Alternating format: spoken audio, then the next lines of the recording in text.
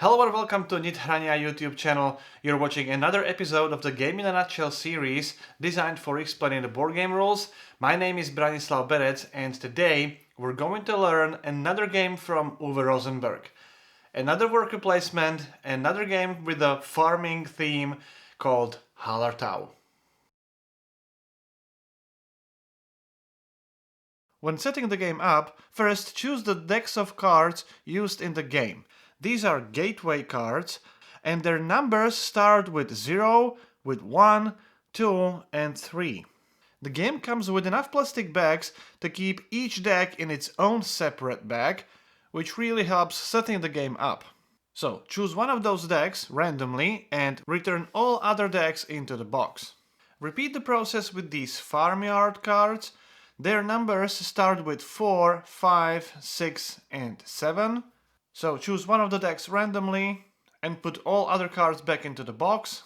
Then shuffle the decks and place them on their designated spaces on the game board. Then shuffle the decks of bonus cards and point cards. These two decks are always in the game. And in 1, 2, and a 3-player game, shuffle these quadrant cards and place them next to the game board as well. In a 4-player game, these cards are not used. Then place one worker in the bottom row of each action space. Then each player takes the stable board, field board, community center board and this jewelry box with the jewelry marker on the 0 space. Place this community center tile on the community center board so that number 6 is shown in the window. Place these craft buildings on these spaces on the community center board. You can place them in any order you want, but this one is the preferred one. And place these boulders next to each craft building so that the first boulder is 2 spaces away from the building and the second one is 4 spaces away. Then place 3 fields on the field board in these locations. Take 1 flax, rye and barley token and place them on this space number 1. Then draw 6 farmyard cards and place them randomly face down on the stable board. And draw 4 gateway cards and 1 point card and put them into your hand. Randomly choose the first player who will get this first player token and we're ready to start. The game is played over 6 rounds and each round has 10 phases. First 3 phases are purely administration phases. In the first one you will remove some workers from the game board. In the second one, you will take the new farmyard card from the current round space and take new workers based on this number in the community center window. And in the third phase, the income phase, you would get income from any bonus cards you would have in front of you. Then the fourth phase, the action phase, is the meat of the game. You will take your workers, place them on these action spaces on the game board and perform the corresponding actions. You can also exchange some of those workers for these tools. They will be important for moving these buildings. Then in the fifth phase, you will take the farmyard card which came from the current round space, turn it face up and finally add it to your hand. In the sixth phase, all empty fields will move 1 row up, and in the seventh phase you will perform harvest. You will harvest crops from your fields and those fields will move down. In the 8th phase, the milking phase, you will take 1 milk for each sheep you have. And then in the 9th phase, the progress phase, you will use your resources to move these craft buildings to the right. After the 4th phase, the action phase, this progress phase is another phase where players make decisions. Then in the final phase, the 10th phase, these boulders will reset based on the new position of the craft buildings. Moving these craft buildings to the right will allow you to move the community board, which results in having more workers available each round and also victory points at the end of the game. Another major source of victory points are these bonus cards you play over the course of the game and these point cards you score at the end of the game. In the first phase of each round, you remove workers from the topmost row of action spaces. In the first round of the game, each action space only has 1 worker, so that's the topmost row. However, later in the game, if the action space is full, you remove these 3 workers from the topmost row. In this example, you would remove these two workers because that's the topmost row. In a 4-player game, you remove workers from the topmost row of all action spaces. In lower player counts, so in 1, 2 and 3-player games, use the Squadrons deck. At the start of each round, in the first phase, flip the topmost card face up and only remove workers from the action spaces shown on the card. So let's say in a 2-player game, I would remove the workers from the first and third quadrant. That means first quadrant and the third quadrant, including these action spaces. So the game board would look like this. If the quadrant card would show this question mark, which happens in a solo game or in a 3-player games, choose one of those quadrants randomly. So let's say we have a 3-player game here, so we have removed the workers from the 4th, 3rd quadrant and randomly chosen 1st quadrant. Then you can discard that quadrant card. Then in the second phase, you will gain new workers. Take the farmyard card from the current round space and place it face down somewhere in front of you. And then take as many workers as is shown in this community center window. Take them from the general supply and place them on this farmyard card. Later in the game, in rounds 4, 5 and 6, if the current farmyard card would contain any sheep, those will be lost. Return them to the general supply. Only then you can take the card and place it face down in front of you. Then in the third phase, you will take income from the bonus cards you have played. So in the first round of the game, you can skip this phase. Later in the game, if you have any bonus cards in play, you can take that bonus. Only take it from the bonus cards you have played, not from the bonus cards you have still in your hand. These effects are recurring effects, and if you have more bonus cards, you can resolve them in any order you want. In the fourth phase, the action phase, players take turns, starting with the first player and then continuing in a clockwise direction. On your turn, you can take one or more workers from your personal supply, place them on the game board and then perform the corresponding action. The second option you have is to take one or more workers from your personal supply and exchange them for tools. If you have any workers available, you must take an action, you must use those workers. And only when you have no workers remaining, your phase is over, and once all players used all their workers, the action phase is over. When you place workers on the game board, you have to place required number of workers on the action space, and you have to take those workers from your personal supply. To use an empty action space, you need only one worker. Then other players have to place 2 workers to use the action space, and to use this action space, you would have to use 3 workers.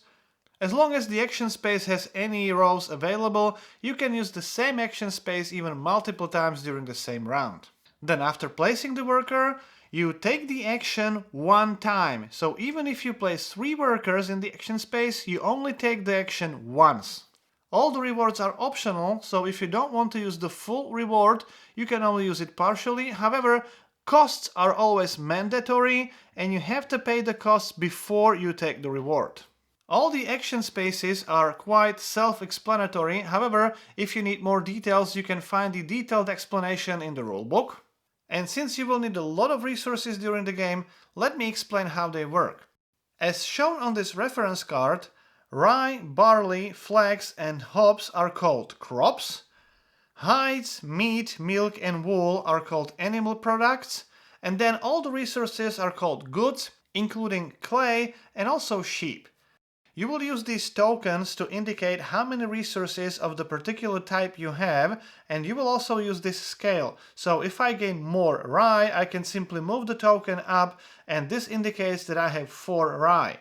The only exceptions are sheep. You store them on these cards and potentially here in the stables. I'll talk about sheep in a minute.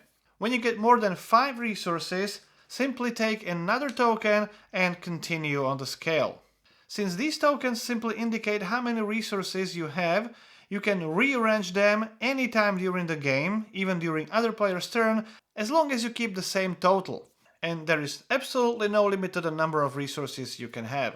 Now, it's slightly different with sheep. When you gain sheep in the first, second or third round, as indicated with this icon and the arrow, When you gain sheep, place them on the farmyard card on your stables board, right below the current round space. So if you would gain a sheep in the second round, it would go to this card, and so on and so forth. In round 4, 5 and 6, when you gain sheep, place them directly in the stables. When you have to pay sheep, for example in this action space, you can take them from anywhere on your stables board, from the cards or even from the stables if you need. As we have already seen, at the start of the round in the second phase, you have to take the farmyard card from the current round space, and if the card contains any sheep, you lose those sheep completely.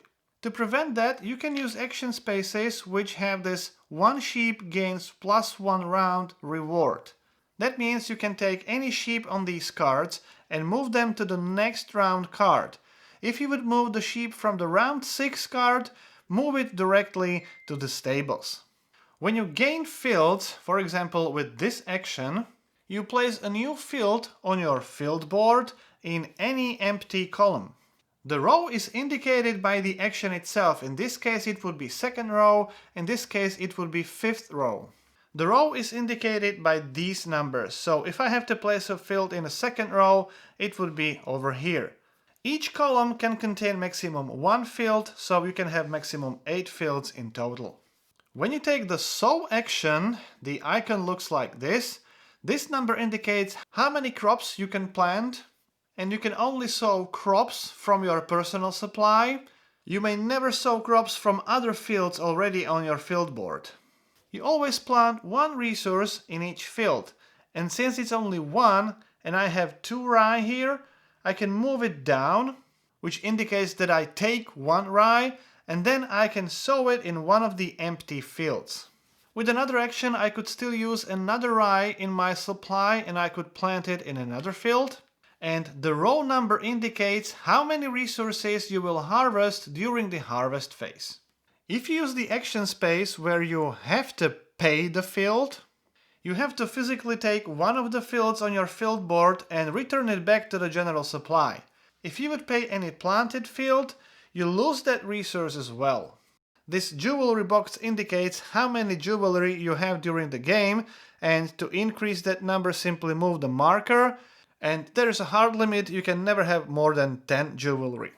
These 4 action spaces on the game board allow you to take the card from the corresponding deck and also the first player token. They act as any other action space, with one exception, it only has 2 rows, and when you place your workers there, take the card, put it into your hand, and take the first player token as well. Since other players may use other action spaces with the cards, they can also take the first player token, so the first player token may actually change the owner multiple times during one round.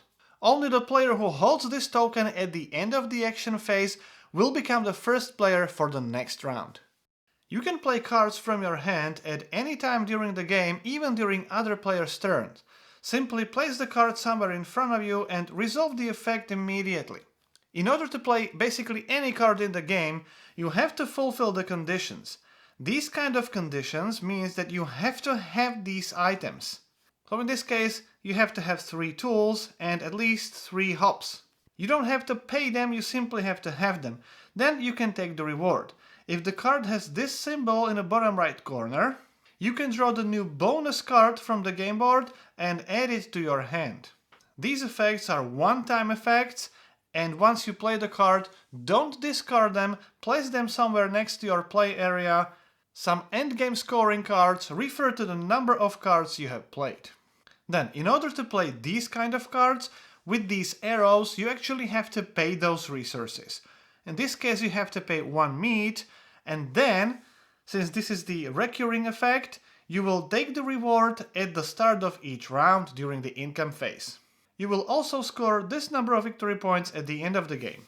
When playing these kind of cards, based on number of resources you pay, you get number of resources as a reward, and in this case you also get number of bonus cards. Finally, you can play these endgame scoring cards at the end of the game. If you pay the required number of resources, you will get certain number of victory points. In addition to taking workers and placing them on a game board, the second option is to take as many workers you want and exchange those workers for tools. Return the workers to the general supply and take the same number of tools and place them somewhere next to your play area. Tools don't have any dedicated space on your boards, but they are absolutely essential to move your buildings in the progress phase. So don't consider this action of exchanging workers for tools as a last resort action, like I only have one worker remaining so there's nothing to do with him, just exchange it for a tool. Not having enough tools in the progress phase may significantly hinder your progress during that phase. Phases 5 through 8 are actually very simple and quick administration phases. In phase 5, you simply take the farmyard card which held your workers, flip it face up and add it to your hand. You can obviously play that card immediately or any other card in hand. Then in the phase 6, the Fallow Fields phase, all empty fields move one row up. Since they have not been used, they have been fertilized and their effectiveness is increased. You may never move higher than the 5th row, and this movement is mandatory. Then in the 7th phase, the harvest phase, you will harvest crops from your fields.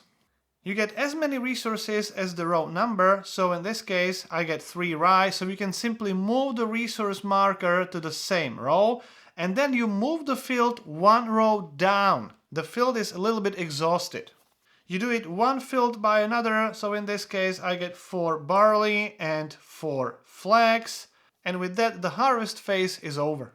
You may never move fields below this 2nd row.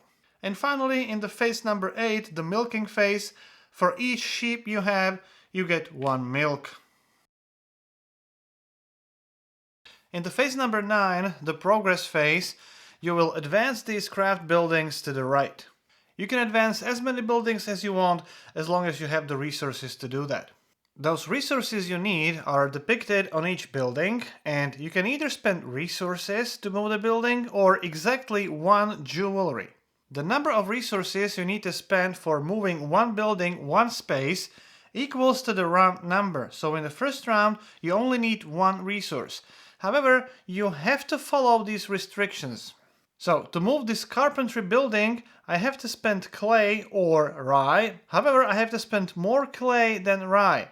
Since I only need to spend 1 resource, I will spend 1 clay and move the building to the right 1 space.